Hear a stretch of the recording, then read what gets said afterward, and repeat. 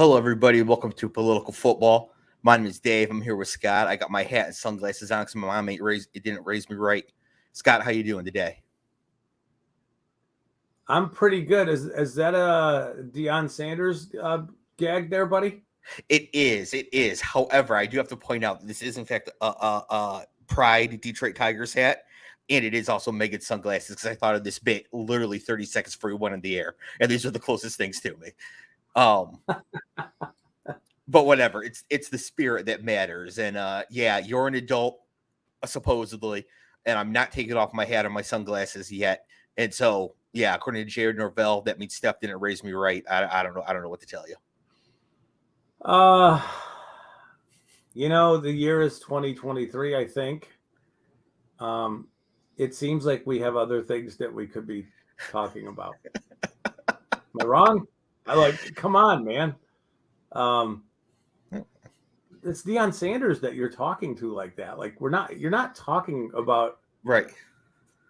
From a football standpoint, you're not talking about a regular dude, You're talking about Deion Sanders.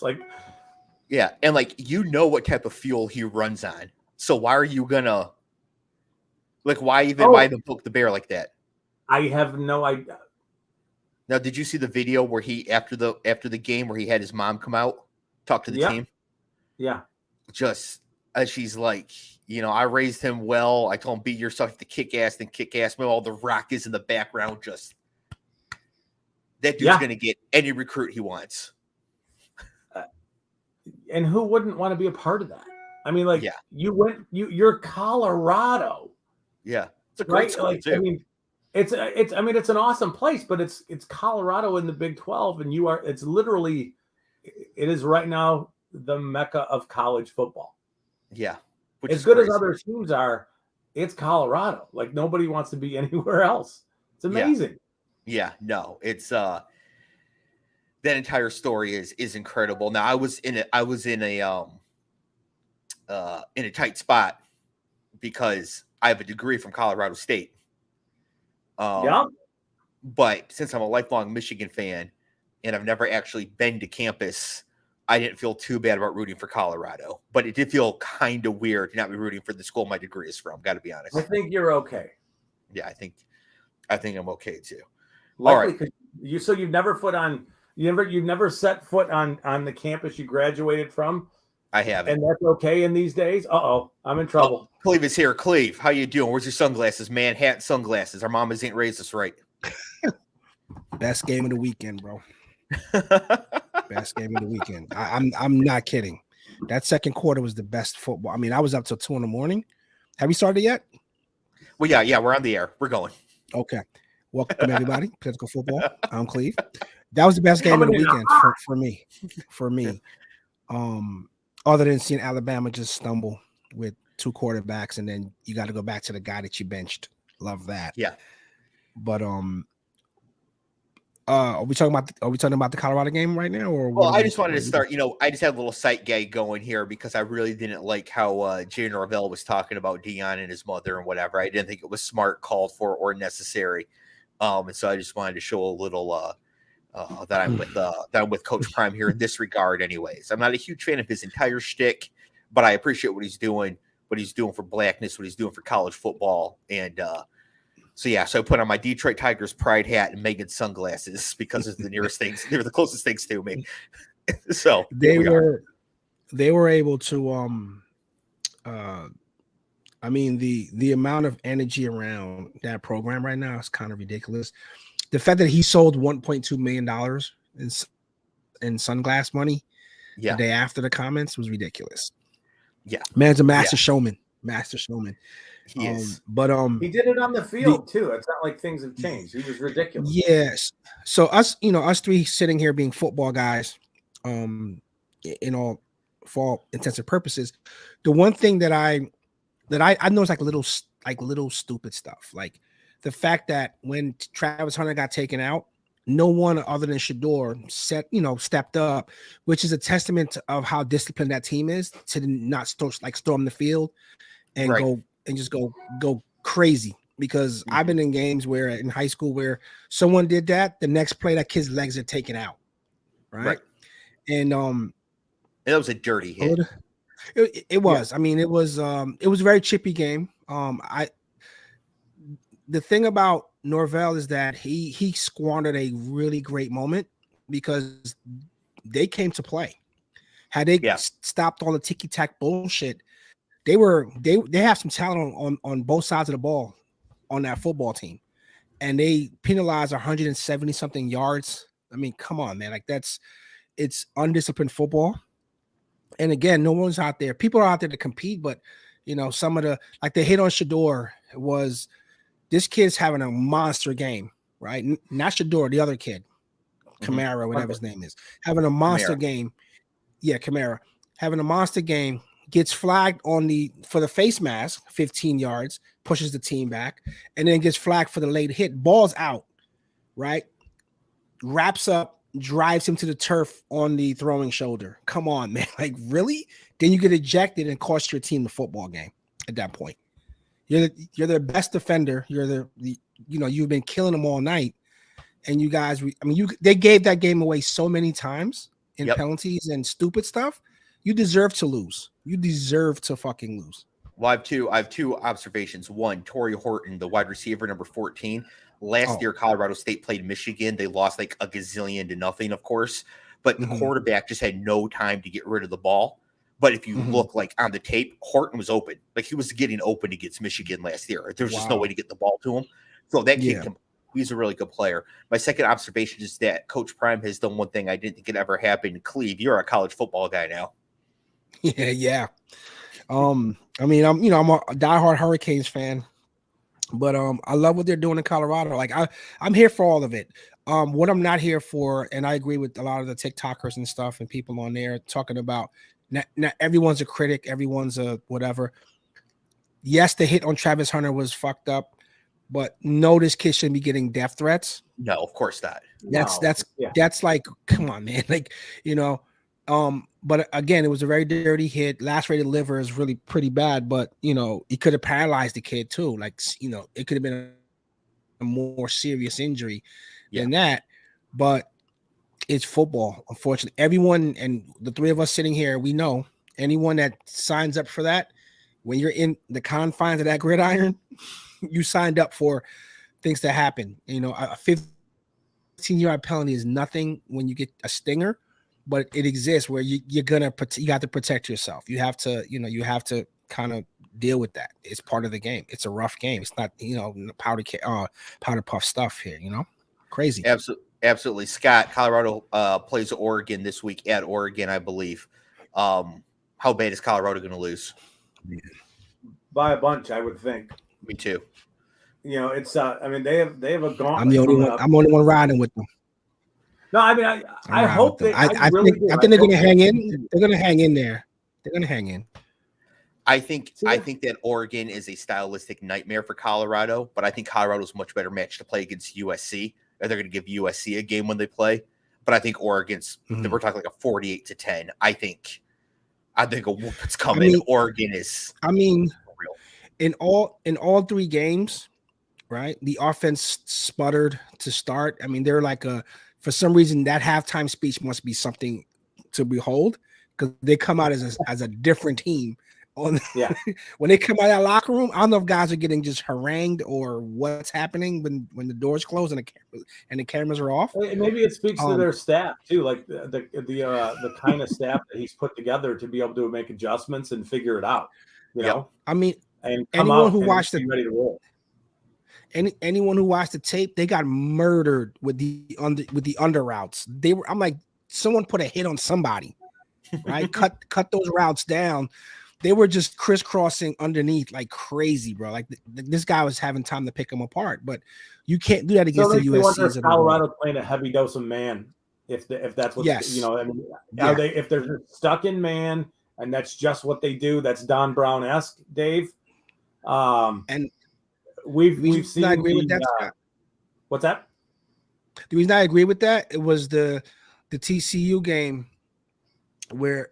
Was that the game where Travis picked off the that second interception?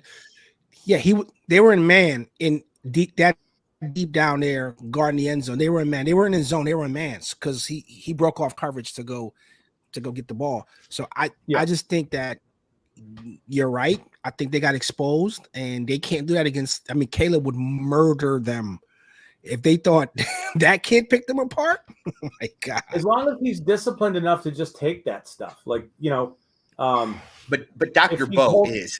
That's why Oregon's going to kill him. Exactly. Yeah, I think this week is just one of those weeks that just. Yeah. As much as it's been a great story, it will continue to be a great story for what it's already become. Yeah. It's just this is the beginning of the meat of their schedule where they get. I think I could be wrong, but it's Oregon, Utah, USC. This is gonna be tough, and missing Travis Hunter on defense is a big deal. Yeah, it really is. It's a big deal. Yeah. Okay. Well, we're going to transition to the NFL now, and we're starting with Kirk Cousins. So the swag's got to go. Can't be swagged out and talk about Kirk Cousins. So, man, where did my hair go? Anyways, going all the way back to Thursday night, Vikings 28, Eagles 34. Kirk Cousins 31 of 44, 364 yards, 4 touchdowns, no picks. Scott, the Eagles secondary is not elite. This team's going to play a high number of high-scoring shootouts.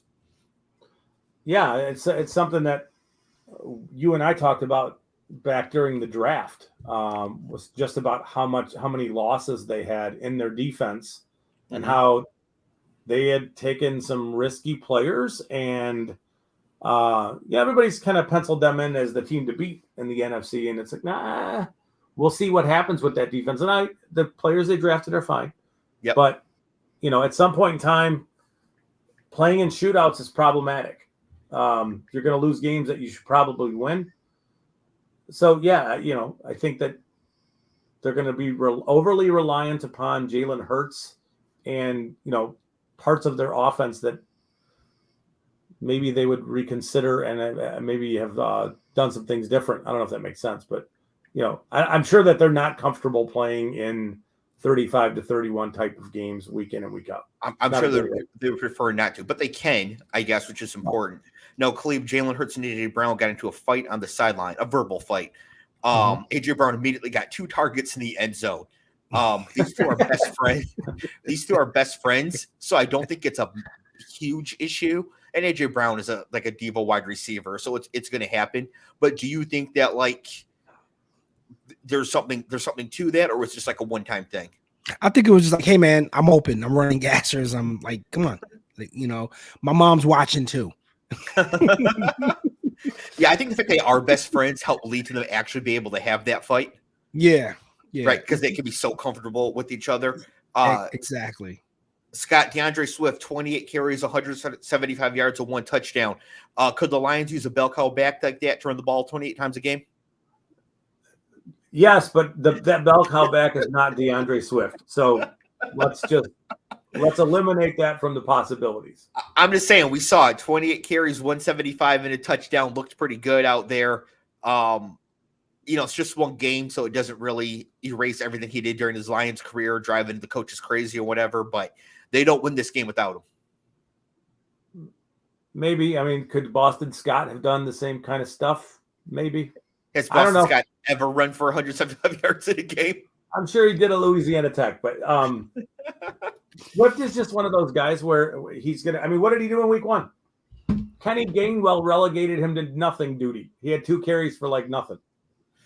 Well, and they rectified that real quick. So we'll see what happens in week 3. Maybe it's Rashad Penny's turn. We're going to see more. Rashad Penny blew it. Rashad Penny was horrible. He's just horrible at this point, but no, I mean, I get it, but it's Swift. So we'll see. He's gonna. I mean, is he not? Is he banged up now? No, he will be in 5 minutes. Give it time. So Ravens 27, Bengals 24. Cleve, the Bengals fall to 0-2, and their offense continues to look like absolute ass. I honestly think, and this has nothing to do with Joe Barr's arm. I don't think he's 100%. Well, especially not now. Yeah, I don't know what's going on. His calf strain, and he's gonna miss a couple weeks. It looks like. Yeah, something is going on with that kid right now, and I'm looking like a fool for picking him. For again, it's only 2 games. But there's different ways to look 0-2 when they look bad. Yeah, it for me, it's cause for concern that Jamar Chase is being underutilized. Big time. He is. Burrow looks even early in that game like his legs were just dead. Yeah. Like when quarterbacks get to the top of their drop, there's a little bit of bounce to their in their legs, and there's some knee bend, and they look athletic. And when he gets to the top of his drop, he looked like flat-footed, and there's just nothing there. And I wonder, something's going on. Yeah, I wonder if he had just never really recovered from that calf injury. And I know he re-injured it again. Yeah, but missing an entire preseason and just not being physically right, he looks like there's something off with him. Yeah. So my question, Cleve, a calf strain. I've had multiple calf strains, mostly grade 1s. His obviously sounds like it's pretty bad if they're already, talking like he can miss a couple weeks. What are some, why can't he just take a pain shot and play through it? What's the structural risk to playing with the calf strain?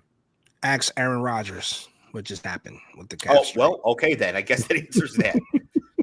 Your Achilles is at risk then. That's the catastrophic part of that. Not to make fun of you, just kind of having my fun with you. But yeah, if you're asking that question seriously, that's the catastrophic. It's a precursor to that kind of injury. Time heals all, and again, we're all different, and these are finely tuned athletes. So whatever he was doing to get treatment, or however this was treated, it's obviously still bothering him. And I don't know if maybe in the middle of the treatment he came back too soon, like they pushed him back too soon to get him ready for week 1. That could be, again, I don't know, but that's gonna linger with him throughout most of the season. That's not gonna go away for a while, bro. Strained calf, yeah. I mean, mine. But I picked up 2 strained calves at once drafting fantasy football teams in 2022. Famously, if you listen to the show, and they were, like I said, they're just grade 1s. But it was 2 weeks before I could push up on my toes with no pain. Mm-hmm. Right. I can't imagine if he's got something more severe than that. And if there's a structural risk, I think 2 weeks at least, probably without Joe Burrow. And I know they have the Rams on Monday night at home this week. I don't know who they have week 4, but the way the Rams are looking, the Bengals could be 0-3. Yeah, I mean, it's, again, you think about what your calf does. It's some major muscle for movement, and a quarterback who's not a statue, he's not a statue quarterback. He kind of moves a little bit in the pocket. He needs to move, and as Scott eloquently said, if he's flat-footed and the Aaron Donalds of the world are coming, you think Geno Smith is the only one saying, "Oh my God"? You might say something else. Holy shit! Yeah. On the Ravens side of this, the Ravens are 2-0. They are going to be favored in their next 13 games. Looking at the schedule going forward, the Bengals don't have Burrow for a while. The Steelers are terrible. We're going to get to what happened to Nick Chubb.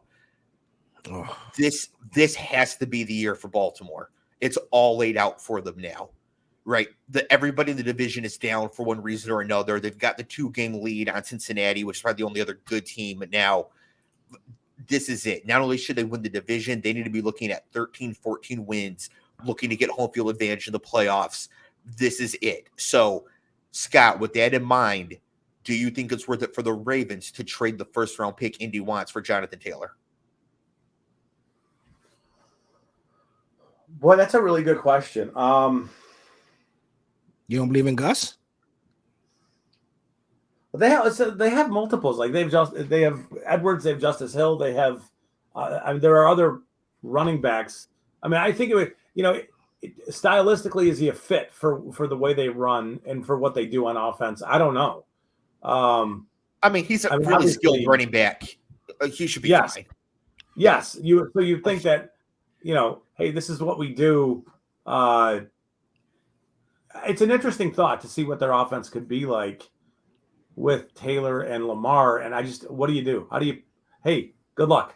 All right. Like, we're either running and scoring on you or throwing and scoring on you. Good luck.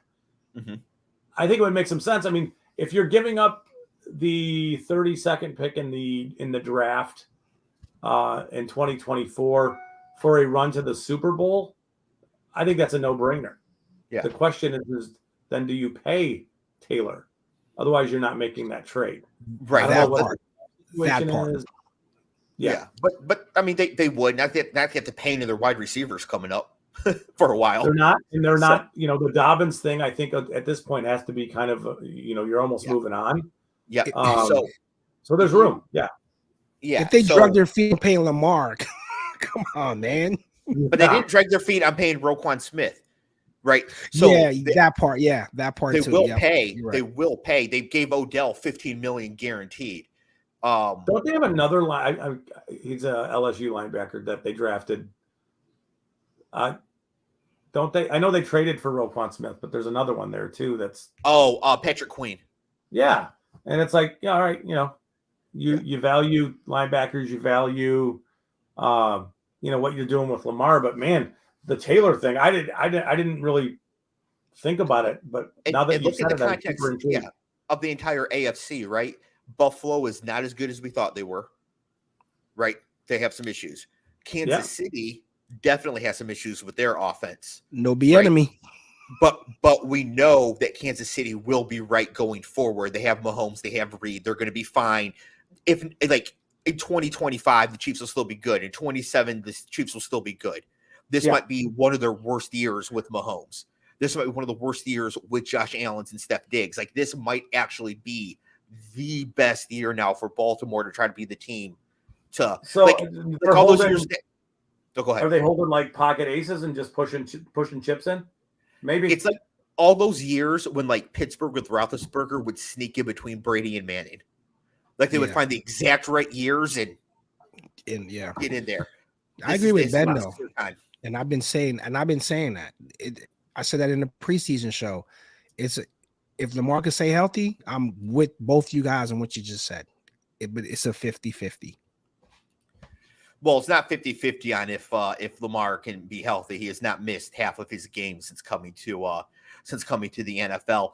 Also, once again, quarterbacks get hurt more in the pocket, like Lamar did last year, or Aaron Rodgers this year, than they do on the move. So quarterbacks that run more are less likely to get hurt severely than quarterbacks when they get hit in the pocket. And I wasn't referencing the running part of it. I'm just saying any quarterback. Like right now, guys are going. I mean, it's week 2, and we've got catastrophic injuries already in the league. It's crazy. It's week 2. Week 2. Yeah. But we're talking about if Lamar stays healthy in a game where Joe Burrow's not healthy, right? So the Bengals already don't have a healthy quarterback. Yeah. Cleveland and Pittsburgh don't even have quarterbacks. So, right, give me the keys to the DeLorean back, bro. You told me right now, Clev, right now, for the quarterback for the Jets for the rest of the season, you can have Kenny Pickett, Deshaun Watson, or Tyler Huntley. Who do you want? I would take Deshaun Watson, bro. Oh, really? I'm not taking Kenny Pickett. Kenny Pickett stinks. What about Tyler Huntley, Lamar's backup? Oh man! I mean, anything is better. Anything is better than what we got right now. So just the fact you have to think about it. Are you dragging me to count swear right now? Is that what's happening? Because Zach Wilson is still there. He's still an option. Yeah. This is why your name is what it is, Scott. Oh boy! I'm waiting to fucking get to you, bro. Yeah, we're gonna get there. We're gonna get there. But before we get to Cleve's team, we got to get to ours. Seahawks 37, Lions 31. I actually wrote the score backwards on my notes because Seahawks 37, Lions 31 in overtime. I have a note here. Now, before I say this, I want to make it very clear this is not the reason the Lions lost this game. The Seahawks deserved to win this game. They were the better team on the day. So this is not me saying this is the reason the Lions lost. The better team on the day won the game. Okay, here's my note. The fucking refs blew the last play of the game. Clear holding on Hutch at the point of attack. Should have been 3rd and 12. Not the reason the Lions lost, but very annoying. Why can't we find 50 good referees? There's an entire planet. I kind of agree with you. That's fair. I kind of agree with you. I mean, but blatant at the point of attack on a critical play, like the exact thing not to blow. And again, I'm I don't want to put on a QAnon hat or some bullshit, but this is why, like, people say that the NFL is rigged, or they kind of teeter on Vegas somebody making a call from a mysterious office, like, hey, make that call right there, because we know what we're watching, and we're like, seriously, like, this is what this game is going to come down to. This is what we're going to come down to. Like, seriously, right. It's like we expect, and the players expect of themselves, to perform their best in the most important, most clutch moments. Yes, that's what we're here for. The crashes, like NASCAR. Right. We're here for that. Right. But we can't hire refs and pay them and have a union of refs who are highly qualified people. We have to rely upon doctors and lawyers just running around. And to be honest, though, there is no way that game should have got to where it got to. And that's on Dan Campbell, period. Yes. Yeah, the Lions did not play a good game all the way around. The Seahawks, Geno Smith was great in this game. I didn't write his stats down because it made me sad, but he was really good once again. People on Twitter were again calling for Aaron Glenn to be fired. I did not join them this year. Yet. Tell Scott what I sent you. Tell Scott what I sent you in that. I did. So, like, with Campbell, you can't be this super uber aggressive dude, and that's your mentality. And then you get the ball with 1:44 left in the fourth quarter at the 50, and you get 12 yards on the first play. Yeah. Then you get an 11-yard gain, and you just don't even bother stop. You had 3 timeouts. Clev, they had 3 timeouts, 1:44 left in the game, and they just were like, okay, we're going to kick a field goal. Period. This is exactly what I just said. It doesn't. To people that are not casual, because we're not casual fans, like the 3 of us are not, we're like, what? We could have coached that better. Yes. Yes. His excuse was, I didn't want to give the Seahawks the ball again. And I'm thinking, dude, it's fireable offense. Overtime. Fireable offense. That's not as bad as Ron Rivera not knowing that his team was eliminated from the playoffs, but that's pretty stupid. I mean, because the thing is, if let's say they got the ball with 1:44 left at midfield, they were down by 3, right? Yeah. And Jesus descended from the heavens, was like, hey, Coach Campbell, you have to give the ball to the Seahawks right here, but we'll make the score 35-31. You take it 100% of the time. Yes. 100% of the time. And so what do you mean you don't want to give them the ball back? Giving the ball back means you've taken the lead. Correct. That's why I think it was just a throwaway line to escape some of the I'm sure he was pissed at the way they had played. If you're gonna lie, try harder. Yeah. And I mean, it's inexcusable. Like, you went forward on multiple 4th downs. You refuse to punt in certain situations, and then you become as passive as you could possibly be at the worst time. It's just hard. It's hard to justify how passive they became in that last. Stay on brand. Stay on brand. 1:44, you gain 12 yards on first down. If you call timeout, there's like 1:35, and you have the ball on their 38-yard line.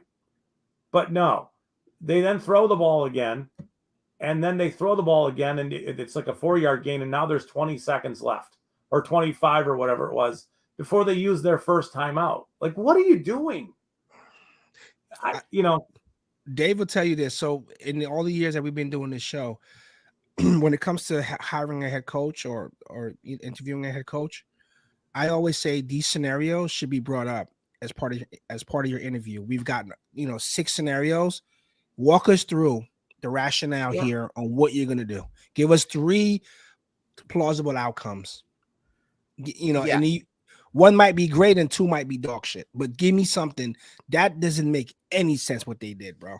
So it doesn't, and so it deviated from his whole shtick of, hey, we're aggressive, we're going for it, we're biting kneecaps and all this shit. Oh, by the way, we're settling for a field goal, even though we could easily score and end the game. Right. after playing his team last year and what happened last year, like, hey, it's like a revenge game where we're gonna split hairs here, and I'm gonna come out and we're gonna just go ham on you guys. Crazy. So, but this indicates to me, and we'll move on here, is that Dan Campbell is a good coach, and I love the aggressiveness, but he seems to not be able to adjust how or what he thinks once he thinks it. And I think that a lot of times he comes to the right decision, but like the fake punt against Kansas City from their own 17, that is just, I mean, putting the balls on the table, right? It was a great move. But I don't think, like, if a coach was in his ear and gave him a good reason not to do that, I don't think it would even resonate with him. Like, once he makes up the decision, it's just like, that's it. He's a slaved warhead. Right. And there's no, like, right on target. Right. And so he made the decision, we're going to get a field goal here. And so even when he got 12 yards on first down, he was like, we're getting a field goal here. It never, like, go for more. Right. And what it sounded like in the press conference after was he seemed, and this is probably most fair. We've seen the number of injuries that came out of that game, big injuries. And my assumption is he is rattled beyond rattled about some of the stuff that went on and some of the injuries that they suffered. But don't you want to end the game if you're like, end the game as soon as possible if you're suffering from these kind of injuries? Yes, they're starting right guards out, and Chauncey Gardner-Johnson's out, and James Houston looked like it was just brutal. That injury was brutal. And there's so many more. Amon-Ra's hurt and all this other stuff. I'm wondering if he was just super disconnected to, like what you're saying, Dave, like to the reality of the scenario, and just kind of focused on other things and didn't have a great answer in front of the media. I don't know. I don't really know, but the injuries were brutal for them this week. They were. It's just it's harsh. Going forward, it's harsh. Colts 31, Texans 20. This game was actually a lot of fun, which you'd expect. Anthony Richardson, 6-10 for 56 yards, 3 carries, 35 yards, 2 touchdowns. Left the game with self-reported concussion symptoms after his second rushing touchdown. Clev, is this signaling like a change in culture where a guy will self-report his concussion symptoms? Yeah, after we saw what happened with Tua, I mean, I'm here for that. Me too. I'm here for that. Like, we loved it watching the game, but after all, it's a game, and health is better. So yeah. Did you guys see the first pass he threw after he was concussed? It was no. I didn't see it. He threw it left-handed. Oh yeah, out of bounds. Yeah. Shit. And some of this is like, he's gonna have to figure this out. Stop taking those hits. He did not need to take the hit where he got concussed. Right. He was walking into the end zone. It ain't college anymore, buddy. He's got to figure it out. Yep. Yeah. Now, from the Texans side, C.J. Stroud, 30 of 47, 384 yards, 2 touchdowns, no picks. Nico Collins, 7 for 146 and 1. Tank Dell, that's a real person, Cleve. Tank Dell, 7 catches, 72 yards, and a touchdown. Houston's missing 4 offensive linemen, and C.J. Stroud is still having to run for his life, but he is making really good decisions while running for his life. Houston is going to be a very annoying team in the second half of this season. Yeah. They're going to lose a lot, but they're going to be really annoying about it. They're going to play spoiler to somebody. They're going to be all these trap games for them. Yeah. Yeah. Also, shout out Nico Collins. He finally has a decent quarterback. He's putting up numbers for the first time since he got to college. So, yeah, but they're missing 4 starters on the offensive line. It could have been that good of a line to begin with. So they're in some trouble there. So Houston, honestly, their first round pick goes to Arizona. Yeah, they're in trouble for a few years. Yeah, but it looks like Stroud should be decent to good. Yeah. Yeah. No, the early returns look favorable for him. Yes. There we go. Bears 17, Bucks 27.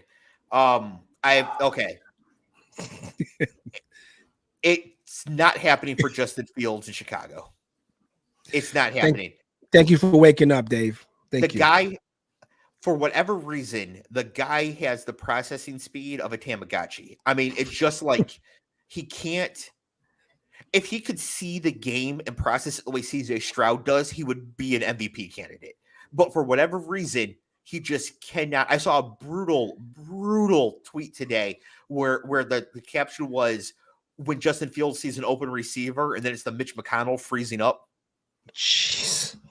Wow. And it's like, Jesus. I mean, man, like, so awful. Yeah, absolutely brutal. So, I think some of this is connected to Chicago. I think his coaching that he's getting is absolutely inept. They're not using him correctly. Surprise you if they were not intentional, if they were intentionally doing these things to be able to move on from him. You wouldn't be able to tell the difference. You would never know. It's that bad. It's literally that bad. Like you brought more in. No design runs. Not using any of his strengths or what he is.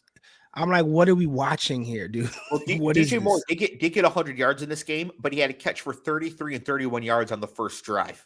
Yeah. So a lot of that came on the very first drive. But the thing is, they're not calling any designed runs for Justin Fields.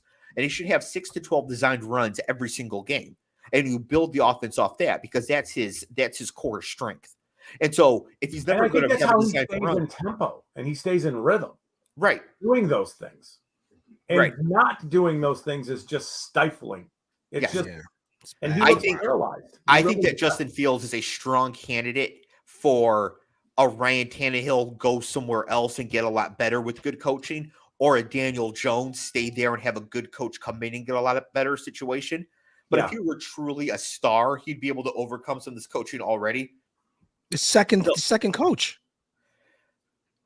Yeah, but the first coach was horrible and never ran him. Last year they didn't run him for the first half of the season. Then they started calling designed runs in the second half. He was really good. Yeah. Right.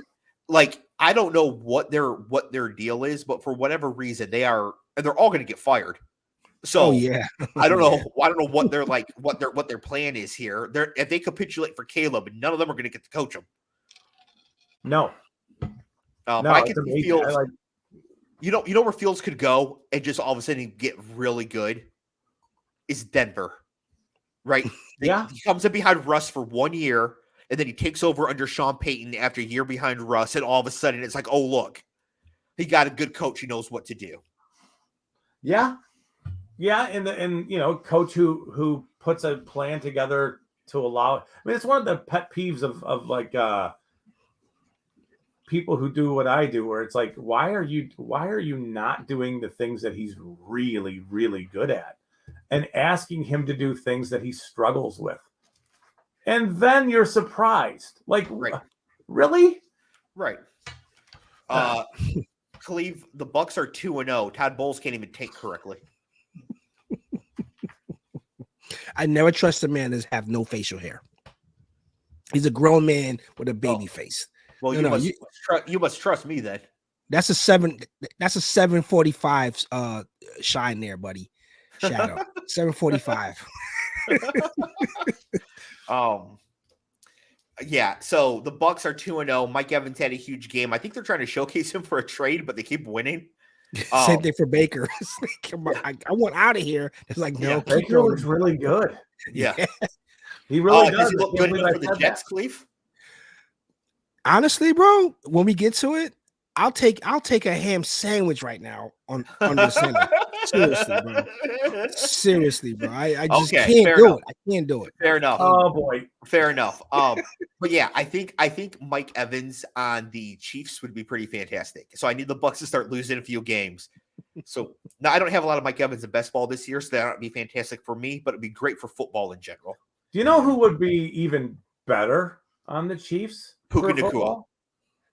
Kyle Pitts. Oh, think about that. Oh my God. Yeah, that would be sick. That would be sick. Sick. Oh my God. Yeah. Yeah, that would be. I mean, the Falcons aren't using him. If the Chiefs offer a second and a fourth, why would they say no? I don't have any idea why you wouldn't move along. Yeah.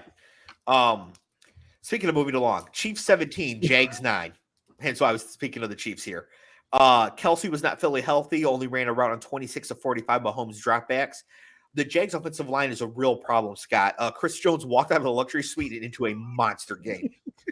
He did, but yeah, that's Chris Jones. He is a monster. He didn't even need his pads. He could have been out there with his nachos and beer, just running through the guys trying to block him. Like, that line is horrible. Yeah. It really is. Did Brandon Scherf, did he play? I don't think so. You know, so that's a whole. Cam Robinson is their left tackle. Jawan Taylor's on the Chiefs. Right. So Walker Little is their right tackle. Yeah. Ugly game.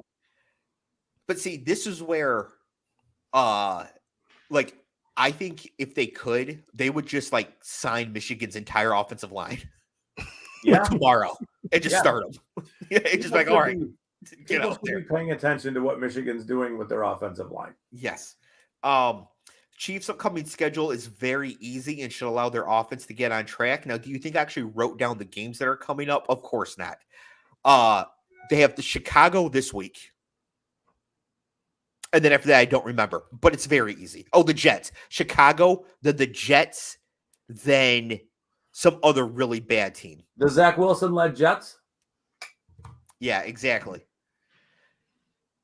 When are you dragging me to the town square, Cleve? When we get to the Jets. Yeah. When we get to the Jets. I had to get a medieval word. Flogging. Yeah. Now I have to know. The Chiefs play the Bears. They're home to the Bears, at the Jets. 1 second. Oh, and then at Minnesota. Yeah. So yeah. So they got 3 wins, easy wins, as easy as they come in the NFL, anyways, and just get things worked out.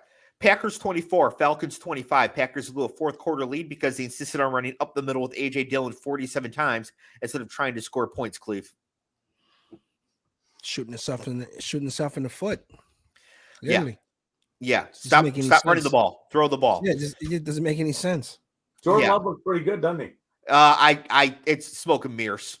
It's smoke and mirrors. Whatever. It's 2 games of smoke and mirrors. He looks pretty good. So now, to be fair, Jimmy G's made a career out of this. So Jordan Love has a strong EPA, expected points added across 2 weeks, but his Pro Football Focus grading is bad. And so, like, how do you rectify those two? Jimmy G never has. He always is getting EPA, and he's always terrible at being graded. Yes. And Jimmy G's okay. So maybe Jordan Love, something like that. But Jordan Love, I think that I really wish the Pro Football Focus people, and I know some of them are very good friends of mine. Mm-hmm. I really wish they would explain their quarterback grading so people could get a full understanding of why. I don't want to say it's an illusion, but a player could be 25 of 25 and throw for 200 yards and 5 touchdowns. And if none of those 25 throws were difficult, he would not score well. Period. End of story. But I think that's fair. I think that's fair. I think if you throw 25 tunnel screens and it's all yak, yeah, and then Josh Allen goes 31 of 41, chucking it down the field, I think Josh Allen did better. It should be graded better. That's their grading process. Right. So there's a line in there somewhere. There's a lot of underlying advanced metrics for Jordan Love that are not positive. And I feel like I said he probably sucks in the season preview. That is not the case. I don't think it's likely that he sucks anymore. But I don't think we've seen enough to see that he's good yet. That's fair. It's 2 weeks. No, for me, I think I didn't give him enough. Even if he falls on his face, there's flashes, like as you say, Dave. And he shows that he can play a little ball.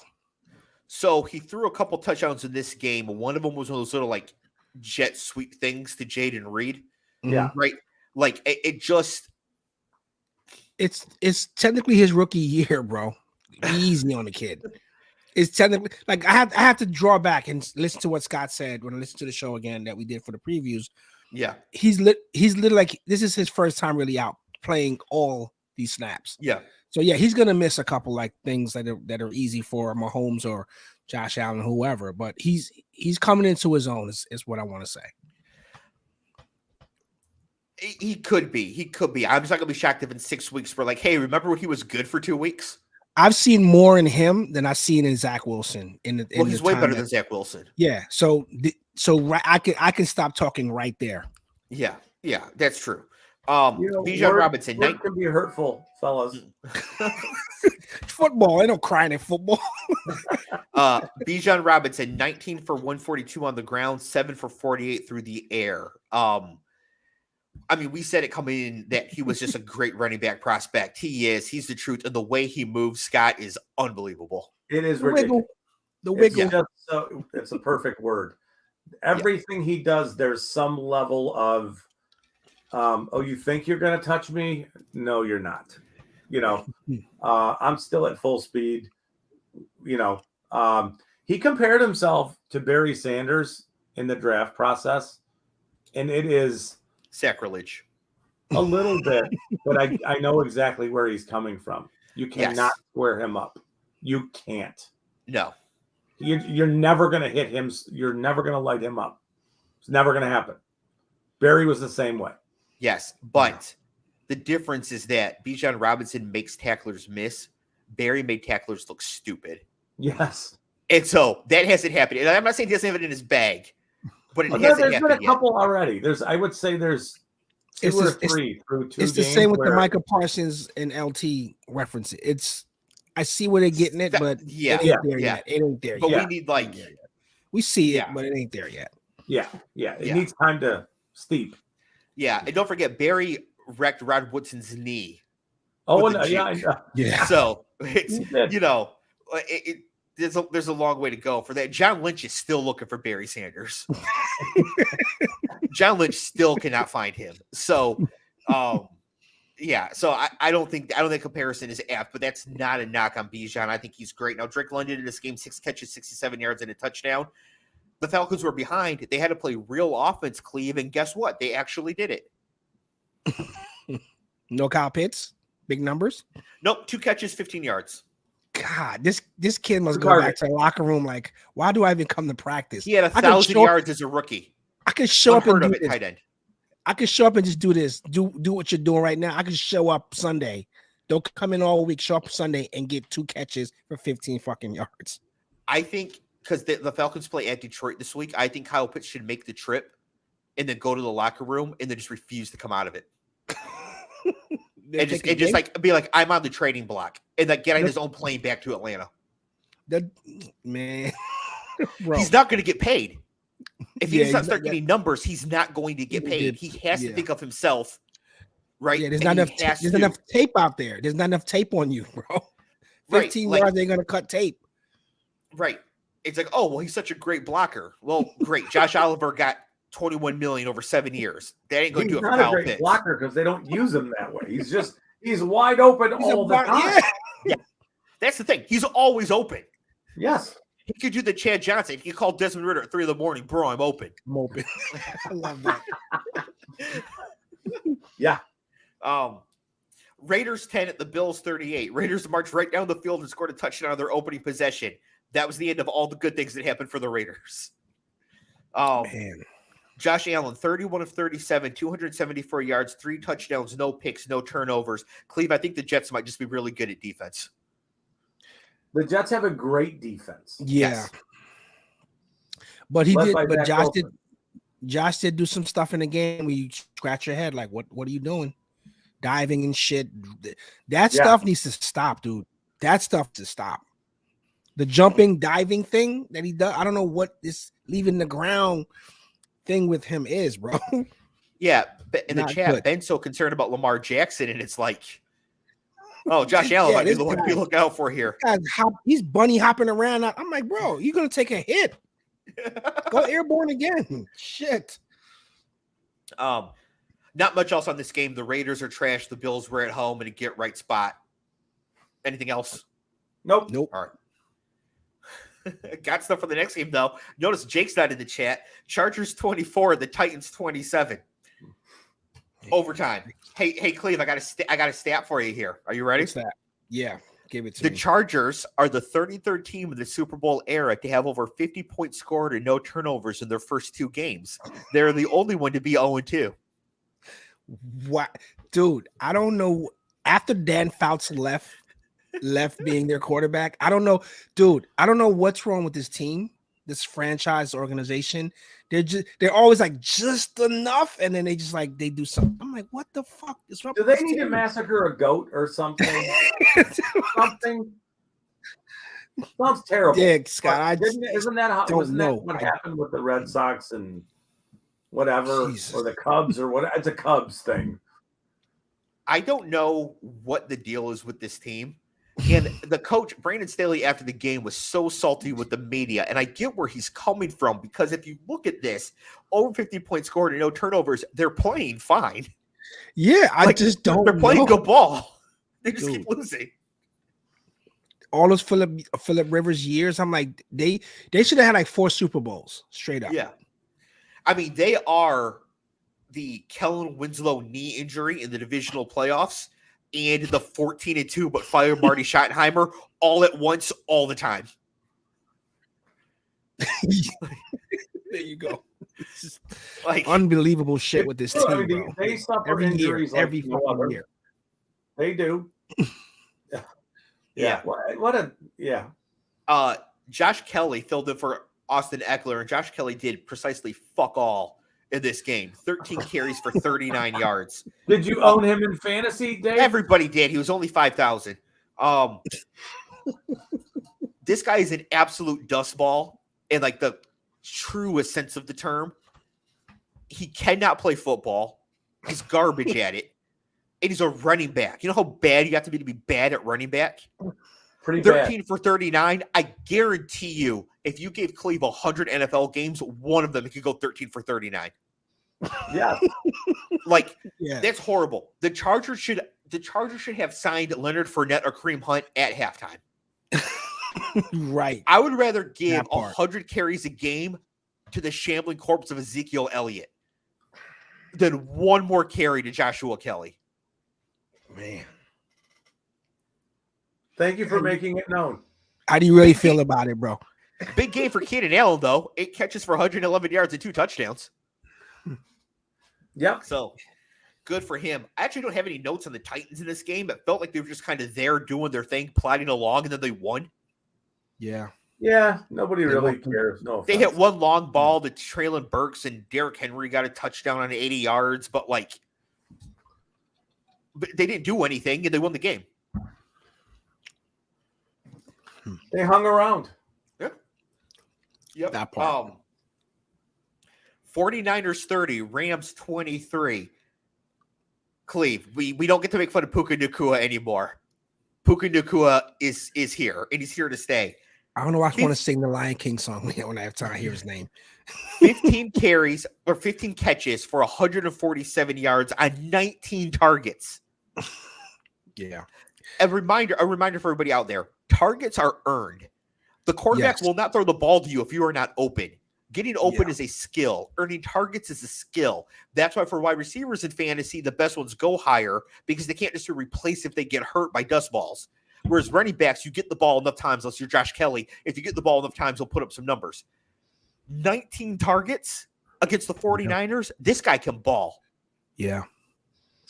He can. I just think in the future that if Sean McVay is the coach, whoever's playing the Cooper Cup, Puka Nacua role I'm doing the whole, I look like Don Jr.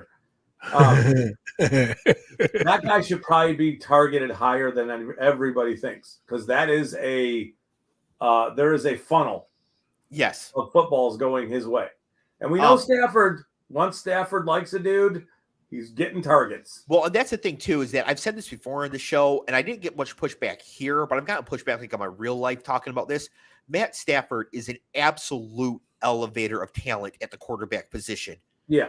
So many people have had their best years or all-time great years league-wide with Matt Stafford at quarterback. And you look at what they've done without him. Like, Cooper Kupp was not Cooper Kupp before Matt Stafford got there. Kenny Galladay turned into absolute dust the second he was gone. Golden Tate had his best year. Marvin Jones had his best year. Now Puka Nacua out of nowhere. Matt Stafford is an elevator at the wide receiver position while playing quarterback. It's unbelievable. Now my question is Puka Nacua actually this good, Scott?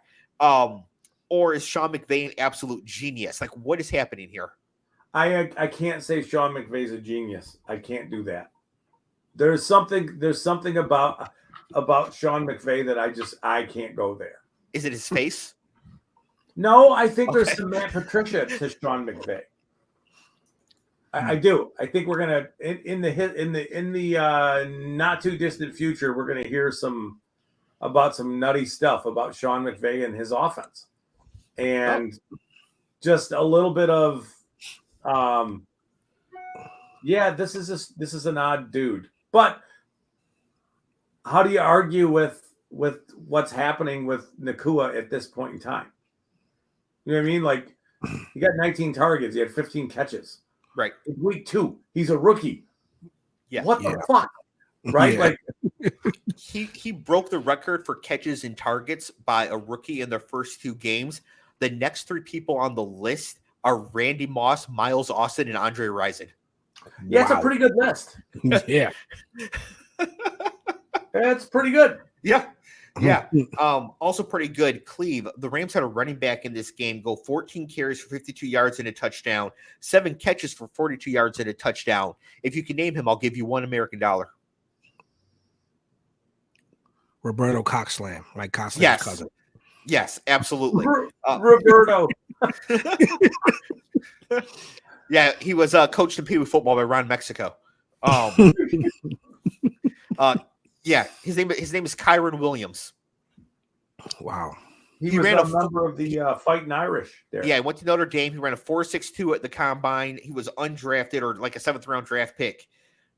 And now Cam Akers is on the trade block because he was deactivated right before the game again. So looks like Kyron Williams is the man in the backfield there. Brock Purdy missed 3 deep shot TDs in this game. This game could have been like absolutely out of hand. So Brock Purdy went Brock Purdy. Mm-hmm. Is that what you're saying? Yeah, he reverted to the mean a little bit here. He missed Debo once. He missed Ayuk once. I think Juwan Jennings once, but he missed like 3 open deep touchdowns that would have made this game nuts. Now, this game was 30-27 with 3 seconds left. The spread was the 49ers by 7.5. And the Rams kicked a field goal as time expired to cut it down to 7. So 49ers bettors were not happy with that. Yep. Conspiracy theories commence. Yep. Now, for me, we got the games of the week coming up here. Giants 31 at the Cardinals 28. The Cardinals blew a 20-0 halftime lead. That was on brand. Yes. That was on brand. Danny Dimes in this game, 26 of 37, 321 yards, 2 touchdowns and a pick, 9 carries, 59 yards and a touchdown. He's athletic. All the second half. Yes. Alex has entered the chat. Hi, Alex. Congrats on your win. Yeah, this is what we'd call a Pyrrhic victory, I think. In their desperate attempt to come back and win this game late after getting trounced, Saquon Barkley suffered an ankle sprain and is out 2 to 3 weeks.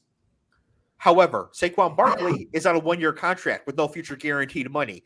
So I think Saquon Barkley might be out the rest of the year. Yeah. They've so I sent you that memo thing.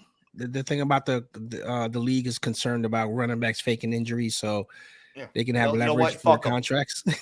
No, ask Dobbs about that and ask Chubb about that faking injuries because they got horrific injuries.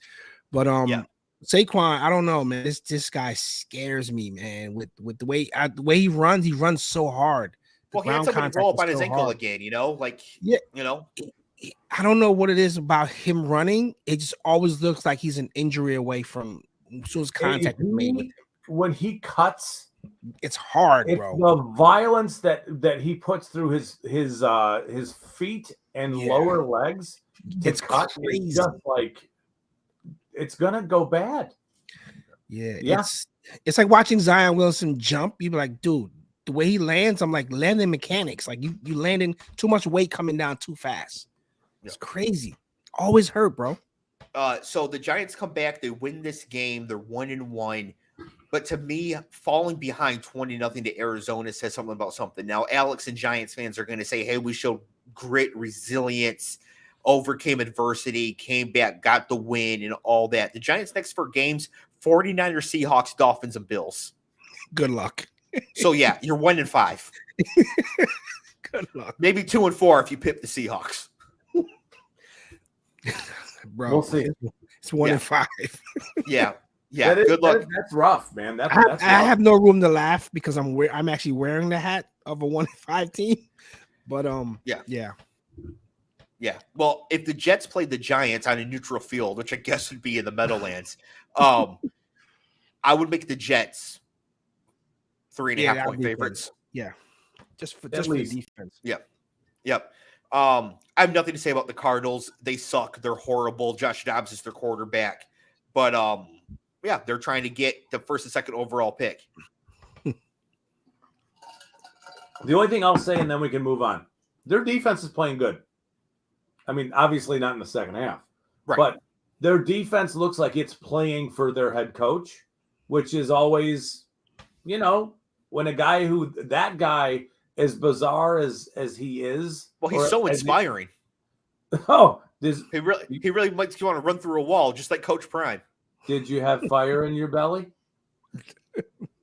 Dude, are you awake right now talking to me? Like, seriously. No, they're playing heat. for him. They are. Desert heat. The guy gives pep talks like he's introducing a segment on 60 Minutes. That's actually giving him a little bit of credit. Alex is pissed. Cardinals D has a bunch of late hitters watch throughout the year. I didn't know Minka Fitzpatrick played for the Cardinals. All right, here we go. Jets 10, Cowboys 30. Me first, then Clev. Zach Wilson. Do I not have a voice? No. Zach Wilson is hopeless. Clev, go ahead. Wow. Mr. Scott. So hi. I didn't know Dave was going to put flogged in the town square, but it's fitting because you told us that Zach. You've been telling us that Zach's been great since he's been drafted. I do not know because again, I don't know what your skill set. I don't know how to do what you do. What am I not seeing that makes this kid even? He's not even a backup in it. I don't think he's an NFL quarterback. That's how far I'm going to take this. He's not an NFL quarterback. Scott, will you admit that Zach Wilson is a bust? To this point in his career, yes. He's just not. The interceptions are fucking atrocious, bro. Like I just don't, bro. I don't know. I thought I was ready to just unload, but I got nothing. I don't. He's on to acceptance. He's at the acceptance stage. There you go. Yeah. Just put. Geno Smith once got drafted very early. And second round, not second overall.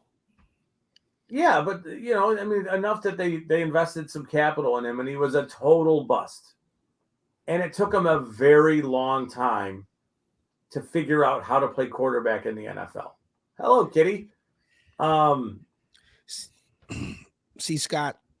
Yes. Sorry to cut you, brother. So as Dave eloquently went through Richardson's stats, he went through what's the other quarterback that's CJ Stroud. CJ Stroud. If you're the second overall pick, we're looking for that type of numbers. We're looking for that type of play. I don't know if this kid knows where he is, that he's in an actual NFL uniform in an NFL game. I don't know where he thinks he is. Zach Wilson is worse than Jake Locker. He's clueless. Zach Wilson is worse than Christian Ponder. Yeah. I mean, yeah. Keep the names coming. Week 2, though, this particular week against Dallas, Zach Wilson is worse than Ryan Leaf. No chance. Dave is really. Well, we expected Jets Nation. We expected a loss against us because that pass rush was coming in hot off of beating the shit out of. Yes. So the problem I have is also with the coach because the coach speaks and carries himself like he's won stuff. He's 12-24. Yeah, he's 12-24. So this is after this year. Zach's out the door, and I'm pretty sure Salah's out the door too. It's possible. And listen, it's getting there. It's getting there. I could have been, and I'll be humble enough to admit it to you, I could be totally full of shit about Zach Wilson the entire time. It's just an opinion about a player. Yeah, but what is it based on? That's my question. That's what we're asking, Scott. Like, I know we're fucking around here. Like, because you need, the mind of, I want Scott. I want that guy. Like, what intangibles or what don't I see as a Jets fan? What should I have been excited about? Because I don't see it, bro. At this point, nothing. Like, nothing, with the exception of, you can't take last week against Dallas and think that Zach Wilson was going to do anything against that D-line and pressure.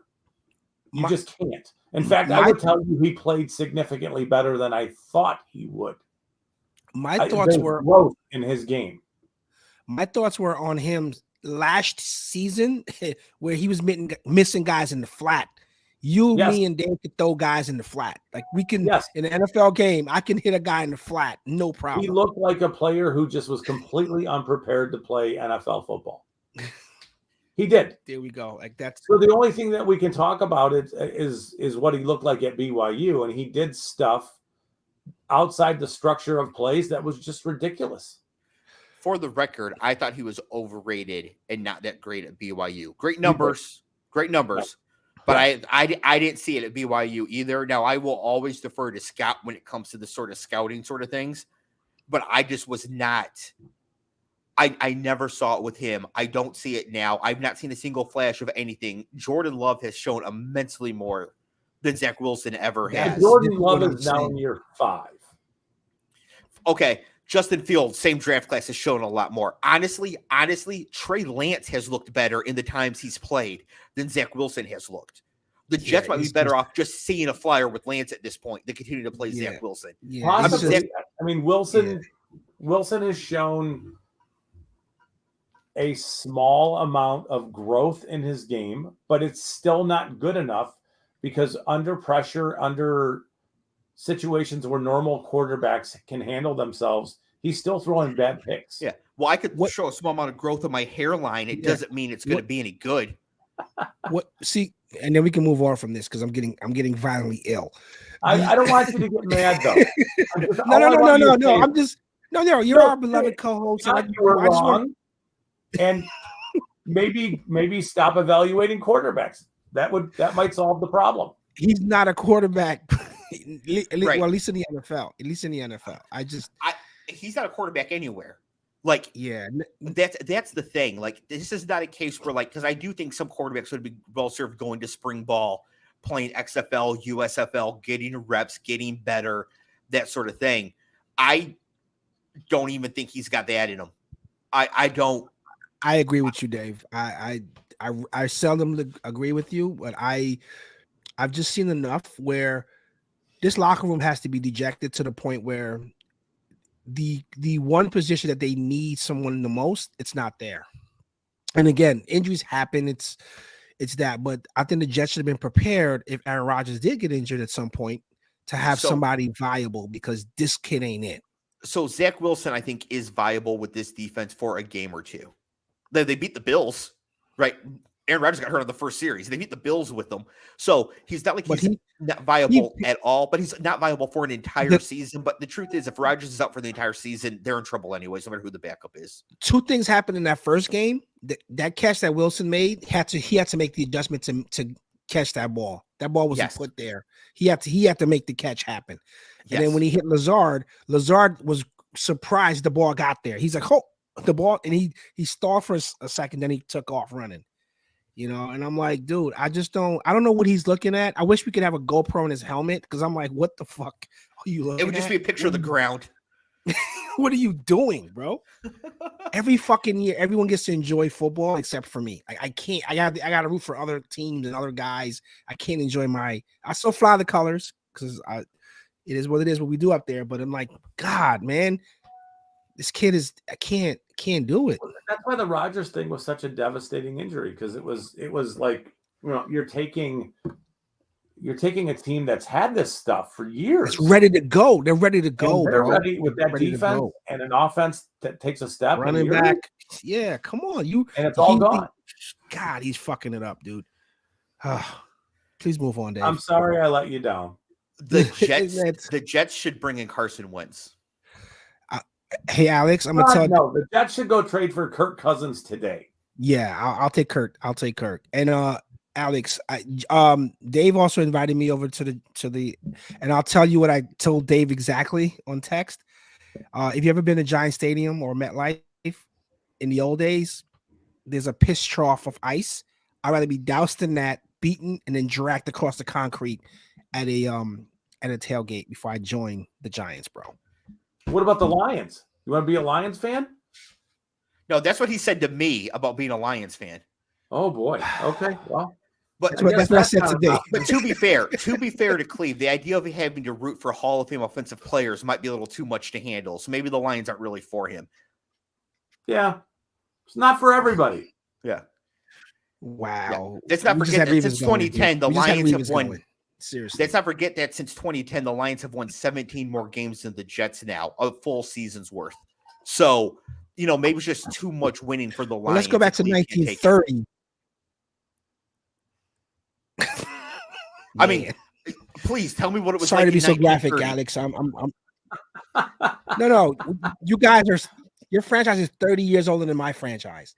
And you guys in that 30-year span, that generation of losing, it didn't get good to the 40s, Night Train Lane. So we'll see. Well, it hasn't been good in like 70 years.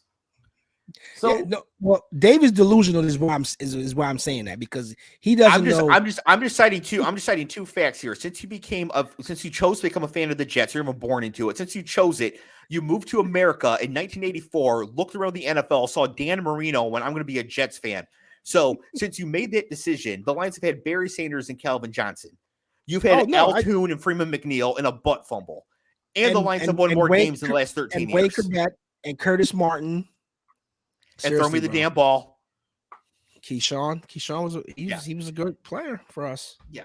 Oh, yeah. I'm just saying you'd be lucky to be a Lions fan at this point. Also, the Lions will win a Super Bowl before the Jets do. You can book that. Speaking of teams that are going to the Super Bowl. Speaking of teams that are going to the Super Bowl anytime soon. Commanders 35 at the Broncos 33.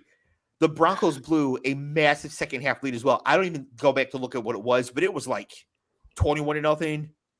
It was a huge lead. What'd you think of Sam Howell in this game, Scott? See, okay, now I'm afraid to share my quarterback opinion. No, Sam Howell knows. We just confined you to Zach Wilson. Like after that, everything else you've been solid on. Sam Howell's the next Zach Wilson. Wow. I'm just Scott. What if Sam Howell's family is watching? Don't say that. Sam Howell looks really good. He does. He throws a pretty ball. He looks really good. So, Scott, I'm glad you said that in all seriousness, because it's what I said earlier about when Dave referenced the Chiefs. Bieniemy is the X factor there. Bieniemy is the X factor there, and you saw what happened when the second half of that game and how he played. Bieniemy is really running that team. It has nothing to do with Riverboat Ron. Nothing. He's just holding a seat until Bieniemy's elevated. Do you think that Ron Rivera has like a Fisher Price headset that's not even connected to anything? like when you give your little sibling the unplugged in controller so they can control tails. Look what you're doing to impact the game, right? So they think they're playing, but they're not. And Ron Rivera's in here calling plays to nothing. The cow goes moo in his headset. He has no idea. It's a clipboard, like it's a coloring book on the clipboard. The fuck are you doing, bro? Yeah, I think it's pretty clear that Bieniemy took over in the second half there. Like with the offensive decisions. And you saw it too with Brian Robinson Jr. 18 carries, 87 yards for 2 touchdowns, 2 catches, 42 yards. He's clearly the number one back there. He's clearly back to fully healthy after getting shot 6 weeks before last season. Now, did y'all see the Hail Mary to end the game? Yep. Unreal Hail Mary. And then on the 2-point conversion, clear defensive pass interference. Yes. It's almost like they were Lions players who were being interfered with. It was I think it was actually worse than the no call on Hutch. Oh God, yeah. Yeah, I think it was more egregious. Yeah. Yeah, because it's it's at the point where the ball is getting caught. Yes. Yeah, I don't have much thoughts on either of these two teams. Alex asking if the Washington D is seeming suspect for the first 2 games. Maybe I actually think the Broncos are okay on offense now. I don't think Russ is that terrible. And they 3 guys had sacks. 3 guys, and one of them was Chase Young. Yeah. I don't think. I mean, they did put up 33 points in this game in regulation. I don't think the Broncos' offense is that bad anymore. And I think the Broncos will. They're going to win 6 games or so this year. I think. The Commanders, though, now are 2-0, and but they can't do anything with Philly and Dallas in that division, right? That's what they're going 1-3 against them max. I think so. I think that's fair. Yeah. Yep. Okay. Next one. I don't have too much on either of these next 2 games. Dolphins 24 at the Pats 17. I just have one thing to say. The Patriots suck. And it feels so good and cathartic to be able to say that out loud. About time. Yeah.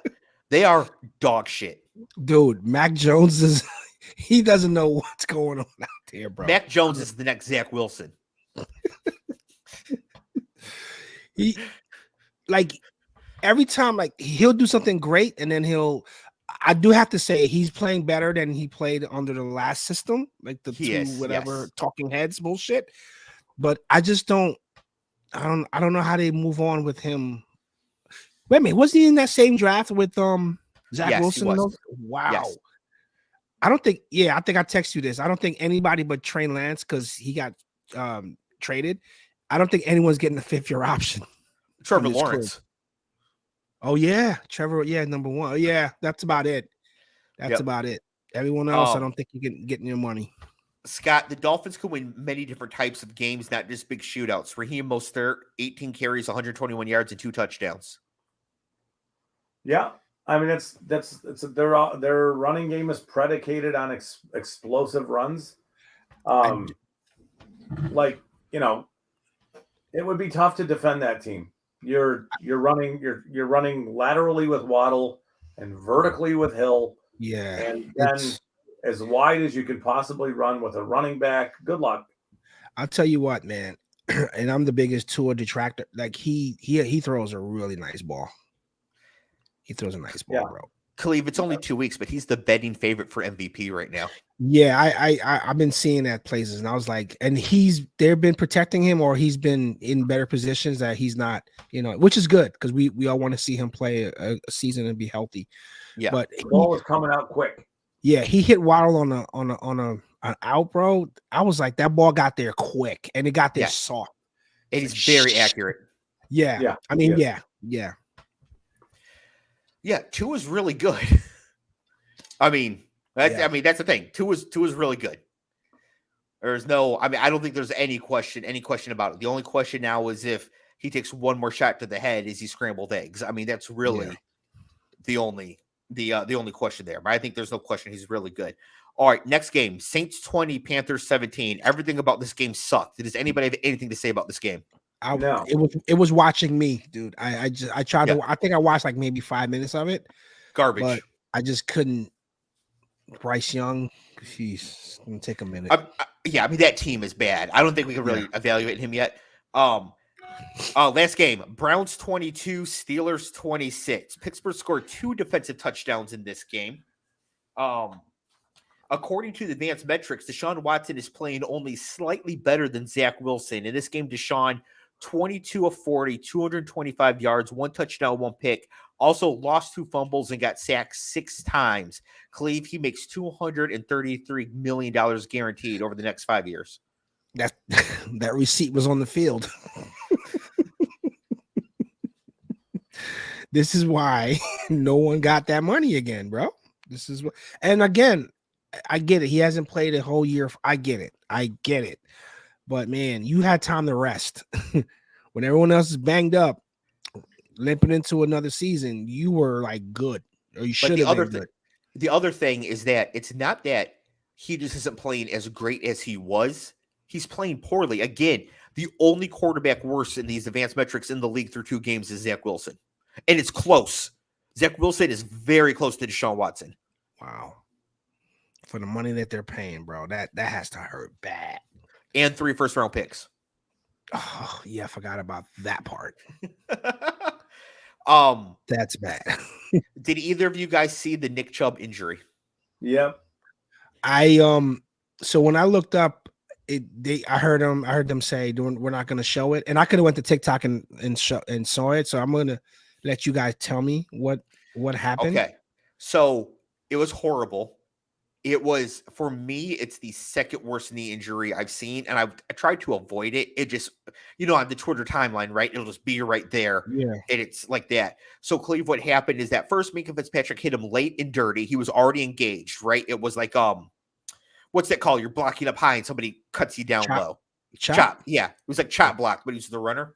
So if Fitzpatrick comes in, hits his left knee, and his, like, if my wrist is his knee, full 90.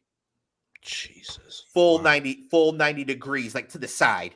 It's like I can't do it with my wrist, but like full 90 degrees right to the side. Like his calf was up and his thigh was like this. Wow. Yeah. Now in that knee in college in 2015, he tore his MCL, PCL, ACL, and had cartilage damage. Same knee. It's amazing that he's in the league with that. And do you guys remember how ugly that injury looked like at Georgia? How just brutal it was horrible. Yeah. What was the first one that you saw, Dave? Like what you said, that's the second. Marshawn Lattimore. Lattimore's was bad. Do you remember Willis McGahee's? Yeah, that's the one. Horrible. That's the one. That's the one for me, Scott. The fact that he was able to show up at the combine, dude, I was like, holy shit, this guy's made of adamantium. The thing with Lattimore that makes it so bad is that you could hear him screaming through the broadcast. Yep. Wow. That's what really, like, because the Lattimore gets the ball, halfback dive, safety right up the middle, boom, right in the knee. Same thing as Chubb, except the 90 degree was going forward. And like, I mean, you could just hear Lattimore just like shrilling. Yeah. And it was just like, it was on the broadcast. Like there's nothing you could do about it. And it's like, that was the most traumatizing. Graphically, Theismann and McGahee might be worse. But I've never seen the Theismann. I've only seen it from the angle of the pileup. Yeah, I could only imagine. I'm not a big injury, like watching guys get injured. Yeah. That's tough for me. But the Lattimore one with the screaming is bad. Is the worst one I've seen. But this one was not good. And I'm afraid that that Chubb is done. Would that be the same knee as before? Such a significant injury now again, and he's 28. There were doubts as to whether he could recover from the first one. Mm-hmm. Wow! And now you got it again. Yeah. There was a guy. There was a linebacker on the Panthers that had 3 ACLs. Remember that guy? Thomas Davis, but I think they were all clean ACLs. Okay. And this is the whole knee again, the same knee. Yeah, that was a bad one too, Alex. Gordon Hayward, that one I saw. Yeah, Gordon Hayward was really bad. Oh man, the kid Kevin Ware, the kid in the NCAA tournament for Louisville. Oh, you could see the bone came up the side. That was undefeated. One you could hear snap. I was thinking only football. The Kevin Ware one because it's basketball, so you could see everything clean. That's it. Yeah, that's the one. That's Hall of Fame walking first ballot. Yeah. So there's been bad ones like this, but this was just really bad. I feel awful for Nick Chubb. I don't feel awful for Cleveland Browns fans, but I feel bad for Nick Chubb. What? So what was it? Was it shoulder pad hit or the helmet? Like helmet, shoulder, but he like comes in low, not even looking. Somebody's already tackling him up high. It was a dirty hit. Bang bang. Yeah. Shit. Yeah. So his backup Jerome Ford comes in the game, 16 carries for 106 yards, 3 catches, 25 yards, and a touchdown. 5th round pick in 2022. Never draft a running back in the first round. These dudes are literally everywhere. Like you said, I could go to Target right now, pick a guy up in an Uber. Yeah. Yeah. I mean, Jerome Ford, I think the Browns said they're going to bring somebody in, and Kareem Hunt visited today. But okay. But Jerome Ford's going to be the main guy. Jerome Ford's going to be the main guy going forward, right, Scott? I think so, unless they were to do something crazy like Jonathan Taylor type stuff. What could they trade? They have no first-round picks. I have no idea. I have no idea. I don't know how they would make that work. It'd have to be cash. Yeah, I mean, I don't know how they would make it work. It's just there. I think you're stuck with Ford and bringing in somebody to kind of supplement that. But Fournette, that'd be fine. I think Kareem Hunt is dust at this point in time, but Fournette is too. And it sounds like the opportunities he's had, he's really kind of wasted by showing up out of shape and really not ready. Yeah, I was gonna say that, Scott. Like when I think of guys, probably Kareem Hunt is probably the one that's most in shape. Like a Blunt would definitely be out of shape showing up to camp. Probably. Yeah, Hunt knows the offense. He's with those guys before. I just think that he's physically diminished. Cam Akers is a possibility, but even then, I'd probably say Ford would get some run over Akers. So Jerome Ford committed to Alabama, and he was stuck on the depth chart behind like 47 current NFL running backs. Who's behind like Najee Harris, Damian Harris, like a whole bunch of dudes. Yeah, why do you even go to Alabama if you're? Yeah, it's dumb to go for a certain position. You're like, I'm not. So he transfers to Cincinnati, where he was fine. He wasn't great, but like you could see he was athletic or whatever. He's good. He's good. Yeah, so he's worthy of getting a shot. So he might actually be good. Like I have 23% of him in best ball because he's my favorite late round takes. So yeah, I'm excited. I'm excited to see him here. I wish it didn't involve a full-on Nick Chubb career-ending injury, but yeah. So that is all the games from this last week. I'm quickly going to look through the schedule coming up next week, see if there's any good games here. Week 3. Hey, Thursday night, Clev, Giants at 49ers with no Saquon. What do you think? Purdy's going to go off. Hey guys, I'm going to bounce now if that's okay. All right, yeah. Later, bro. See you, Scott. See you guys in a week. Thanks, guys. All right, cool. Falcons at Lions. That'll be a fun one. Chargers at Vikings. Let's see here. Man, there's not a ton. Bills are coming to town, Cleve. They're coming to play the Commanders. We have a team here. The Colts are coming to play the Ravens. That's going to be a murder.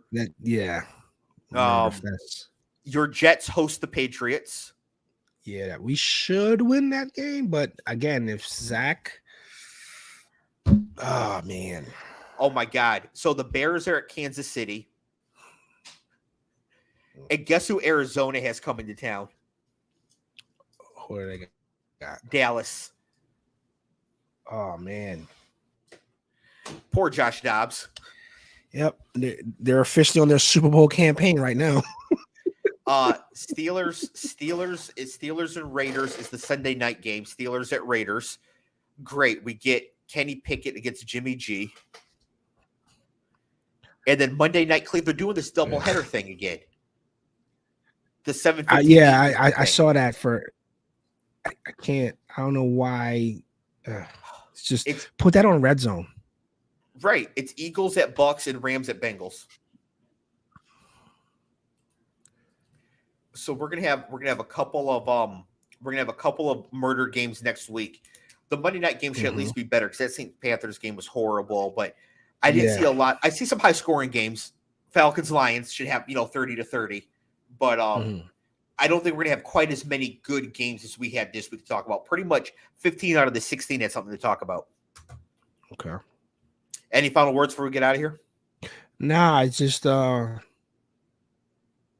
it's week 2 and it's week 2 and it feels like we've seen a lot of football already and we haven't That's seen. because you're watching college now.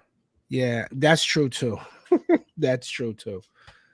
Did you stay up for that game? Oh, of course. Yeah. So like Megan just walked in the room with my sunglasses and shades on, and she's very confused. They're all mine. She said because they're all mine, which I can't argue with. But yeah, since you brought up college ball, I had to go back to supporting our guy, Coach Prime. Yeah, I mean, I think they're going to get beat this week, but yes, I don't think they're going to get slaughtered. But they're gonna. I mean, they're running into real competition now. If they're letting the other teams hang with them, this is gonna be a really, really good test as to what's gonna go on. But yeah, I think Oregon, like I said earlier, Oregon is just a terrible matchup for them stylistically, and I think Colorado's going to get work this week. But Oregon's really good, so I don't think that really says that. Yeah, really yeah. Hits really much. I think before we go, I think in all like he's done what he needed to do.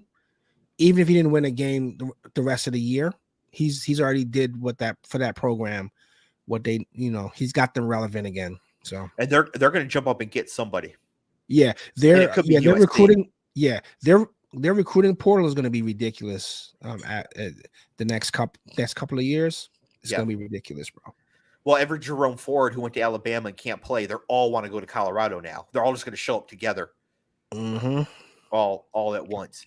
And as you can tell here, even though Cleveland's have his sunglasses on, we're here for it. Yeah, absolutely, bro. How does Megan see anything in these? I can't see a thing. I think it's sun. You got to be in the sun, bro. Not looking at the computer screen. I mean, these lights are pretty bright. It makes everything pink. I don't know. I never wear sunglasses. Anyways, that's political football week 2 review. If you're watching, please like the video. Helps us out quite a bit. If you're listening on audio, thank you very much. It is a YouTube live stream as well. There's a link in the show notes. You can like and subscribe and get notifications for when we go live. For Scott, I'm Dave. Cleve. We'll see you next week for the week 3 review. Peace. Peace.